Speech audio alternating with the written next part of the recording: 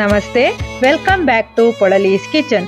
7 days 7 breakfast ಸೀರೀಸ್ನಲ್ಲಿ day 5 ಶಾವಿಗೆ ಪೊಂಗಲ್ ಮಾಡೋದಕ್ಕೆ ಕುಕ್ಕರಿಗೆ 1 ಚಮಚ ಎಣ್ಣೆ, 3/4 ಕಪ್ನಷ್ಟು ತೊಳೆದಿರುವಂತಹ ಹೆಸರು ಬೇಳೆ ಹಾಕಿ 3ರಿಂದ 4 ನಿಮಿಷ ಚೆನ್ನಾಗಿ ಹುರ್ಕೊಂಡು 1.5 ಕಪ್ ನೀರು ಸೇರಿಸಿ ಚಿಟಿಕೆ ಇಂಗನ್ನು ಹಾಕಿ 2 ವಿಸಿಲ್ನಲ್ಲಿ ಬೇಳೆಯನ್ನು ಬೇಯಿಸಬೇಕು.